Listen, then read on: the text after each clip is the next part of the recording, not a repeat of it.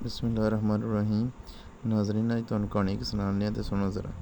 रामगढ़ नाम का एक गांव था जहां का बाहुबली ठाकुर सूरज सिंह था। ठाकुर को गरीबों से बहुत नफरत थी, इसलिए ठाकुर गरीबों का बहुत शोषण किया करता था और जो भी उन गरीबों की मदद करता वो उनको भी नहीं बख्शता था, जिस कारण से गांव में गरीबों का बहुत बुरा हाल था। उसी गांव में रामू अपनी पत्नी तुलसी के साथ रहता था। रामू के पास कुछ बकरियां थी, जिनका दूध बेचकर रामू अपना और अपनी पत्नी का गुजर बसर करता था। रामू गांव का सबसे गरीब व्यक्ति था, जिस कारण गांव वाले ठाकुर के डर से रामू और उसकी पत्नी से कोई भी लेना देना नहीं रखते थे। सुनिए जी, हमारी बकरियां कल से भूखी है और घर में भी कुछ नहीं है खिलाने को। भगवान, गांव में कोई भी हमारी बकरियों को अपने खेत में चरने नहीं देता है। मैं जिसके भी खेत में बकरियों को लेकर जाता हूँ, उस खेत का मालिक हमारी बकरियों को मार मार कर बाहर निकाल देता है। आप लेकर के जाइए तो सही, हो सकता है हम पर किसी को दया ही आ जाए। ठीक है, तुम कहती हो तो लेकर जाता हूँ। ऐसा कहकर रामू अपनी बकरियों को गांव में लेकर निकल जाता है। अरे, ये खेत में लेकर जाता हूँ अपनी बकरी को। बड़ी अच्छी घास है यहाँ पर। जैसे ही रामू अपनी बकरियों को खेत में ले जाता है, वैसे ही खेत का मालिक उसे देख लेता है और वो बोलता है, अरे ओ रामू, तेरी हिम्मत कैसे हुई अपनी बकरियों को मेरे खेत में ले आने की? मैं अभी तेरी और तेरी बकरियों की टांगे तोड़ता हूँ, रुक। ये कहकर वो आदमी अपनी लाठी लेकर रामू की तरफ बढ़ता है और ये देख रामू अपनी बकरियों को लेकर वहां से रफू चक्कर हो जाता है। वो अपनी बकरियों को लेकर पूरे गांव में घूमा, लेकिन ठाकुर के डर से किसी ने उसकी कोई मदद नहीं की।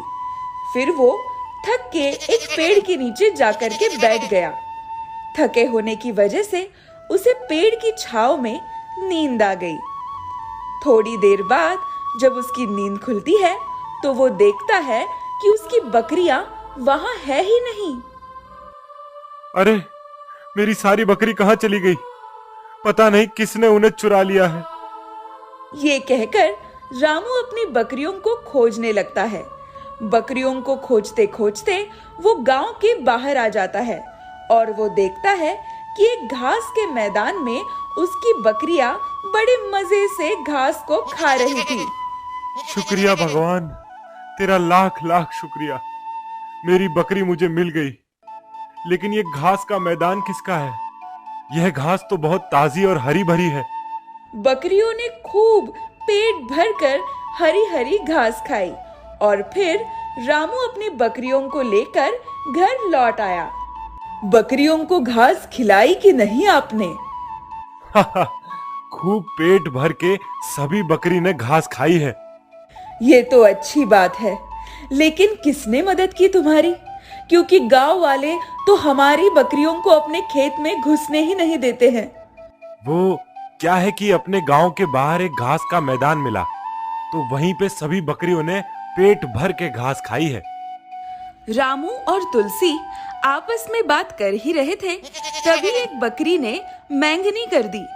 तुलसी की नजर उस पे गई तो उसने देखा कि मैंगनी तो सुनहरे रंग की है और वो सोने जैसी चमक रही है।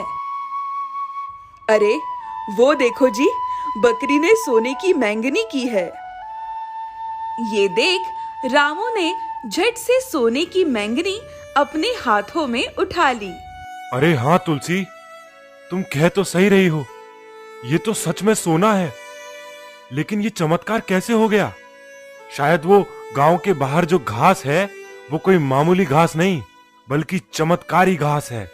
हाँ जी, आप एक काम कीजिए, आप ये सोना लेकर सोनार के पास बेच आइए। फिर रामू उस सोने की मैंगनी को सोनार के पास ले जाता है। अरे, ये सोने की गोलियां तेरे पास कहाँ से आया रामू? सोनार जी, आपको इससे क्या? आप अपना सोना ले लो और मुझे इसके पैसे दे दो। सोनार ने वो सोना लेकर रामू को काफी सारे पैसे दे दिए। तुलसी, ये देखो, सोना बेचकर मुझे ढेर सारा पैसा मिला है। अरे वाह, ये तो बहुत अच्छी बात है। अब हम भी अमीर हो जाएंगे, महंगे कपड़े पहनेंगे और अच्छा अच्छा खाना खाएंगे। ये देखो, हमारी बकरी ने और भी सोने की बैंगनी दी है। रामू और तुलसी सोना बेच बेच कर बहुत अमीर हो गए। उन्होंने एक बड़ा घर और बड़ी सी गाड़ी भी ले ली। जिस गरीब रामू और तुलसी को गांव वाले देखना भी पसंद नहीं करते थे, वो अब उनकी ही बातें किया करते थे। अरे, तुमने उस तुलसी को देखा क्या? आजकल उसके तेवर ही बदले बदले से लग रहे हैं। रोज नए नए जेवर, महंगे महंगे कपड़े, पता नहीं कौन सा खजाना लगा है उसके हाथ। मुझे उस गांव के सोनार ने बताया है कि रामू उसके पास सोने की गोलियां बेचने ले आता है। पता नहीं कहां से लाता है इतनी सारी सोने की गोलियां। पूरे गांव में वो दोनों इतने अमीर होने लगे कि धूम मची हुई थी। तो भला ये बात ठाकुर से कैसे छुपी रह सकती थी? अरे ठाकुर साहब, पता है वो गरीब रामू? कौन? वो फटीचर, क्या हुआ उसको? अब वो फटीचर नहीं रहा, वो जल्द ही आपसे भी अमीर बन जाएगा। मुझे गांव के सुनार ने बताया कि रामू उसे सोने की गोलियां बेचा करता है। अच्छा, ऐसी बात है? अरे ओ जालिम सिंह, जरा बुला के तो लाना उस रामू और उसकी पत्नी तुलसी को। जरा मैं भी तो देखूं क्या नौटंकी हो रही है मेरे गांव में। अरे ओ रामू, इधर तो आ जरा। मैंने सुना आजकल तू मेरी गद्दी छीनने की तैयारी कर रहा है। अरे नहीं ठाकुर साहब, ऐसी कोई बात नहीं है। आप ही हम सबके माई बाप हो। मेरी क्या जरूरत कि मैं आपके सामने खड़ा भी हो सकूं। अरे ओ रामू, ज्यादा चालाक ना बन और तू खुद ही बता दे मैं क्या पूछना चाह रहा हूं। नहीं तो तू भी जानता है मेरे पहलवानों को मार मार के चूरमा बना देंगे वो तेरा, समझा? रामू ठाकुर की ये बात सुनकर डर जाता है और सारी सच्चाई तोते की तरफ बक देता है। ठाकुर साहब, दरअसल बात ऐसी है कि मेरी बकरी सोने की मींगनी देने लगी है, तो मैं वही सोना बेच बेच कर अमीर हो गया हूं। अच्छा, तो ये बात है। तू बहुत अच्छे से जानता है कि मैं कौन हूं। तुझे जरा सा भी मेरा डर नहीं लगा? हाँ? चल कोई बात नहीं, तुझे मैं माफ करता हूं। जा, अपनी बकरियों को लेकर आ और मेरी हवेली में छोड़ दे। लेकिन ठाकुर साहब, वो तो मेरी बकरियां हैं। मैंने एक एक पाई जोड़ जोड़ के उनको खरीदा था। मैं नहीं दूंगा अपनी बकरियां आपको। रामू, क्या बोल रहा है तू? तेरे में इतनी हिम्मत आ गई कि तू मुझे मना कर रहा है? अरे ओ दारा, जरा इसकी अक्ल ठिकाने तो ला जरा। नहीं नहीं ठाकुर साहब, आप इनको माफ कर दो। आप सारी बकरियां ले लो हमारी, लेकिन इन्हें छोड़ दो। ये हुई ना अक्लमंदों वाली बात। तुम गरीबों को प्यार से बात समझ ही नहीं आती है। फिर ठाकुर ने रामू और तुलसी को छोड़ दिया और उनकी दोनों बकरियों पर कब्जा कर लिया। ठाकुर ने हमारी सारी बकरी पे कब्जा कर लिया है। अब हम क्या करेंगे? अब कहां से आएगा सोना? मुझे तो कुछ समझ नहीं आ रहा है। तुम ही कुछ सोचो। हाँ, मेरी एक बात का जवाब तो देना। हमारी बकरियां पहले तो सोना नहीं देती थी। आपने कुछ दिन पहले उनको कोई जादुई घास खिलाई थी, तब से वो सोना देने लगी थी। तो जादू बकरी में नहीं, घास में है।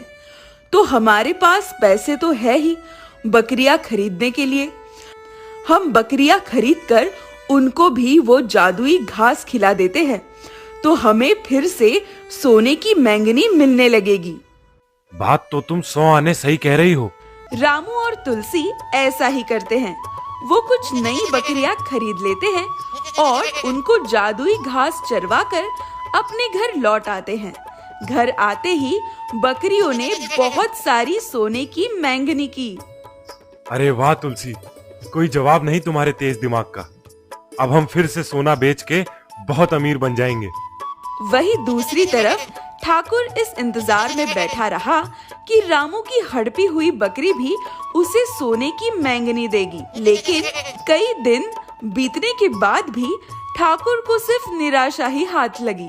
लगता है रामू मुझे बना गया, अब मैं उसे नहीं छोड़ूंगा। ऐसा कहकर ठाकुर अपने लोगों को लेकर रामू के घर आ धमका। रामू, तूने मुझे मूर्ख बनाया है, मैं तुझे आज जिंदा नहीं छोड़ूंगा। ठाकुर और रामू की बातें हो ही रही थी कि तभी एक बकरी सोने की मैंगनी कर देती है और ये देख ठाकुर बहुत चकित हो जाता है। चोरी वोरी छोड़, तू बिना कोई लाग लपेट के ये बता कि ऐसा क्या जादू है तेरे पास कि जो भी बकरी तेरे पास आती है वो सोने की मिंगनियां देने लग जाती है। रामू ठाकुर की बातें सुनकर डर जाता है और जादुई घास का सारा रहस्य ठाकुर के सामने खोल देता है। अच्छा, तो ये बात है।